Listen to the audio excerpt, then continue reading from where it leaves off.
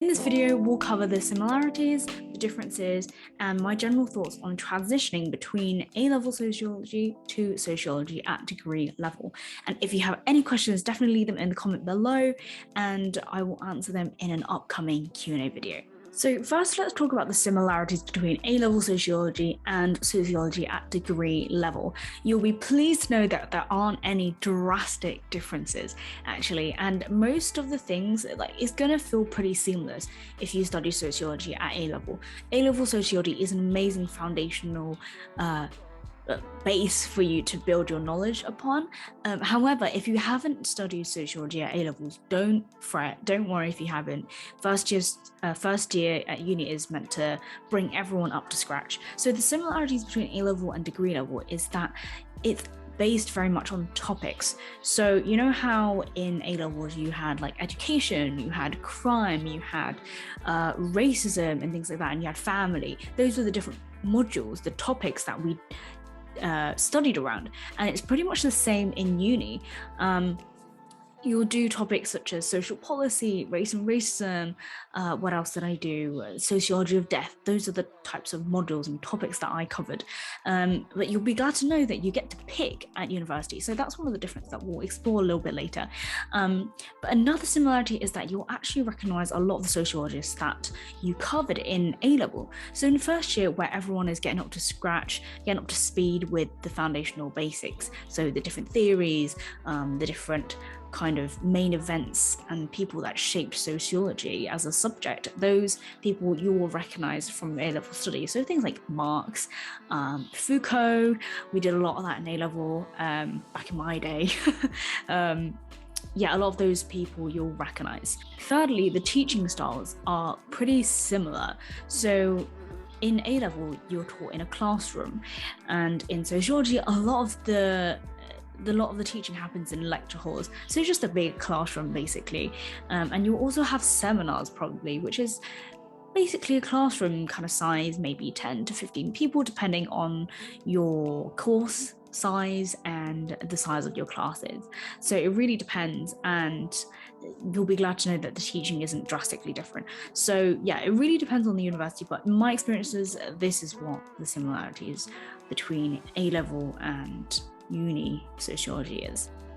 So now let's move on to the differences between A-level and degree level sociology. Now, like I said, there aren't like massive differences, but there are just small differences that will overall make a bigger impact on how you approach learning in university. So first of all, obviously the topics are way more specialized and in depth compared to A-level. So in A-levels, you might have education as a module, but in degree level, you might get, education psychology or something a lot more specific, like education policy, for example. So that's one of the things that's obviously very different. You go into a lot more depth, you have a lot more time to go into specific topics, which means that you're going to learn a lot more about the history, the context, and the implications of all these things. And of course, you're going to write a lot of essays, so longer essays is another difference between A-level and university level. On average, in A-levels, you would get like a 30-marker essay, but at sociology in university, you'd get like a 1,000-word essay or 2,000 words. That's how you mark the boundary, right? Instead of saying this is like a 20-marker or 40-marker. So that's the biggest difference in terms of essays. You'll probably do a lot more essays than exams. And I love that, a lot more coursework. So it's not just exams at the end of the year. You get, you'll get different essays and different coursework from different modules. So it's kind of staggered. And, sometimes when it's exam period, a lot of my friends, like in my flat and just other friends, would be doing exams, but I'd be free because I'd done all my coursework, finished all of that. So that's great if you like coursework. Another really big difference is that you can choose your own modules. Now, this is not true for every single university, but at Bath, we got to choose a lot of our own modules, and that's why I chose to go to the University of Bath, because the variety and the breadth of the optional modules were amazing. There were so many, and I got to choose the ones that are most interesting to me. And so you can really specialize into your passions, your interests. So I really focused on theory and more topics based rather than policy, because I don't really like policy. So things like race and racism, like I said, also humans, monsters and machines. That was really interesting, thinking about, what constitutes a monster, what is abnormal, what is normal. So that's really interesting. Thirdly, referencing in essays is completely different. In A-levels, I didn't have to reference. I did AQA sociology, and I didn't have to reference in my essays, but in university, you are going to need to have your referencing on point, because you may have marks deducted depending on how strict your lecturer is. So I recommend really brushing up on that.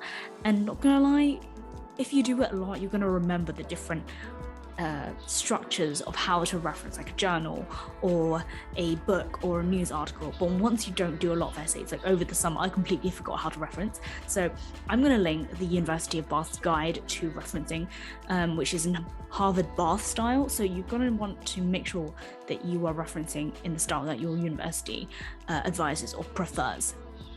And then lastly, putting forward your own arguments is a massive thing in university. Even though in sociology A-level, you obviously form your arguments, but in university, you will have to back up a lot more and not just regurgitate different parts of the curriculum. So the questions are going to ask you for your opinion a lot more, even though at the end of the day, they don't really care about your opinion. They care about how you back up your opinion. So I just found that really interesting in terms of the differences between sociology A-level and university level. So my general thoughts about transitioning from from A-levels to university sociology is that honestly, you're going to get used to it. Like I mentioned, if you didn't do sociology at A-level, don't worry. First year will be all about getting you up to speed, like I mentioned already. So yeah, honestly, just take it, go with the flow, going with an open mind. And a lot of the times you aren't gonna know exactly what you're interested in or want to specialize in or do as a career afterwards.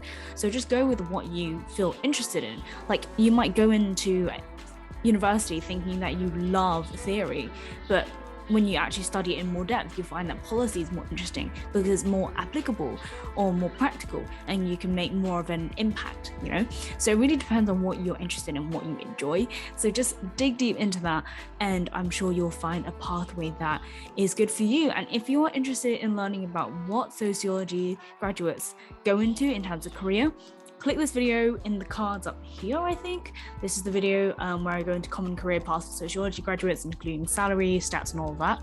So definitely check that out. But otherwise, I think I will just see you in my next video. And if you have any questions, definitely comment below and I'll answer them in an upcoming Q&A. See you next time.